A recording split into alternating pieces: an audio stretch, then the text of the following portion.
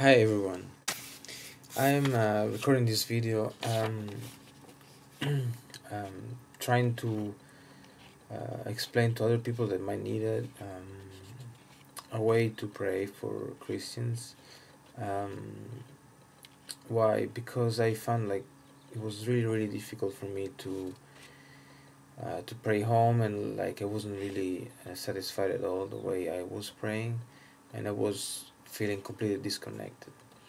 So like for other religions there are like different ways to do it, and I found that like um, Christians like had like the least amount of information and suggesting the best way to do it, especially for like private personal praying, while like for church and everything is so organized and everything that there's no reason to explain anything. But for personal prayer I found really hard to do it. So I've been like studying for the last 5-10 years. I was trying to find a way to do it, and this video goes for the people like they're maybe looking for the same thing, and I hope it might be helpful for them as well.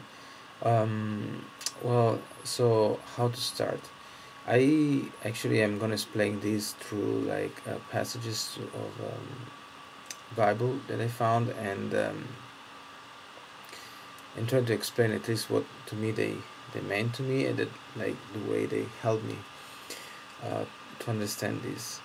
Okay, first of all, when Jesus was asked, "Tell us the way to pray," so he says, "But when you pray, go into your room, close the door, and pray you to your Father who is unseen." So the first thing he says is like, um, "That's the way you should do it." Um, and how did he do it himself? This is what the disciple describing him praying were saying.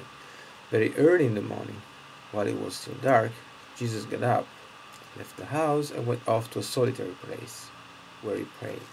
So he's talking about going to your room and close the door.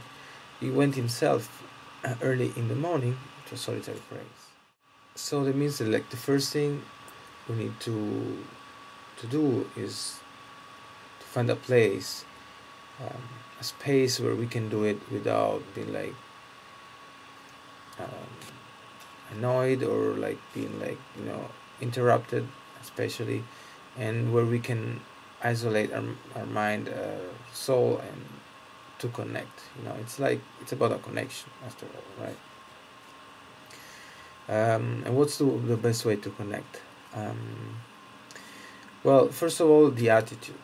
Okay, so not being like cocky, like, oh my gosh, I so think so, maybe just like, oh, today I have to do this and that, and thinking about other things. It's like that's not the right way to do it. So that's probably why it's also like it's doing like early in the morning, it says, right? And that's a really special time. And for the Old Testament, um, it is special early in the morning before going to bed, and that's the way also the tradition teaches. But very early in the morning, it just isolate ourselves from the whole day and just give us the first push, the first kick to start the day. And I found myself like really helpful. um, what's the attitude that we have to have? So really humble. And then what else? So there is here that says like they're the angel of the Lord. This is like about Moses at the Mount Sinai. Then the angel of the Lord appeared to him in flames of fire from within a bush. Moses saw that though the bush was on fire, it did not burn up.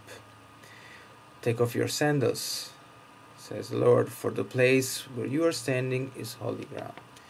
So what does it take off your sandals mean? Well, it means like take off your daily worries, take off what keeps you like the sandals are a way to live every day, to walk, to go one place to another. Okay, well, that's what we have to cut. We have to cut like worries, what doesn't allow us to concentrate, what just keep us away from um, from, you know, what the spirit, just to get like naked, spiritually speaking, um, like the way we were created, you know, just pure and simple. So take off all the garments like inside, you know, just our burdens or things that worry us. That's really really important. That's the first thing, you know. Take off your sandals. First of all, close your room, isolate, you know, solitary place.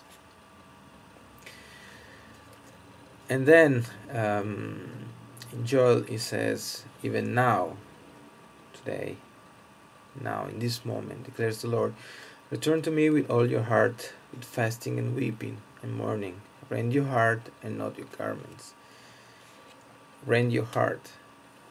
That's really really important. That's the next step. Um, take off your sandal and rend your heart.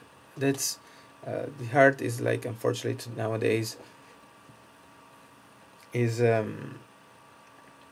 underestimated, over like used as a word, and it lost completely the meaning. And the heart, we all know that it's so important for our physical body, but there is like another heart in the spiritual body, that it's really really important, and that's the connection. That is the connection. That's like our phone, our private phone that we have inside of us to call, you know, and to pray. Um, so we have to rend our heart. It just,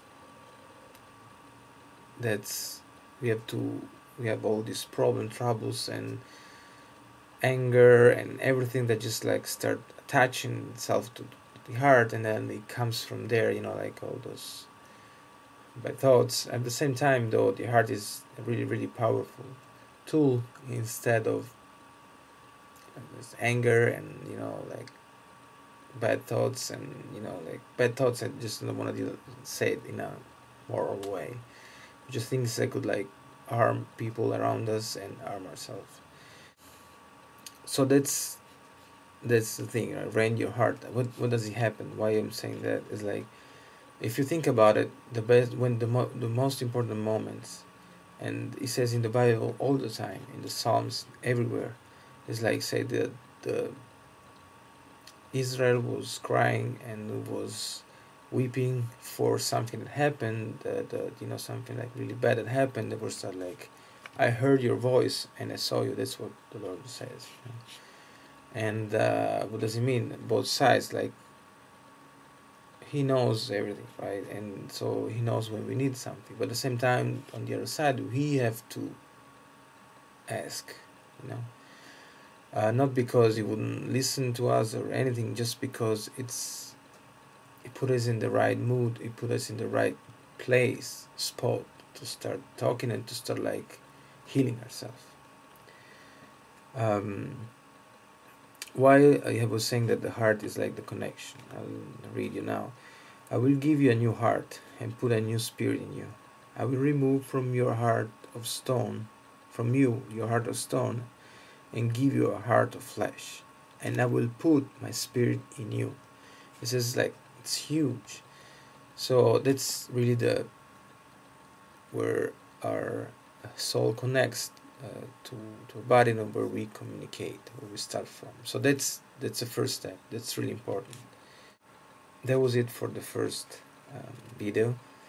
And the next video I'm gonna start explaining how to do it, and what I learned, you know, what would be like a nice way to do it, and then, you know, what to say. I hope it could help anybody, like help me, and I'll talk to you next video.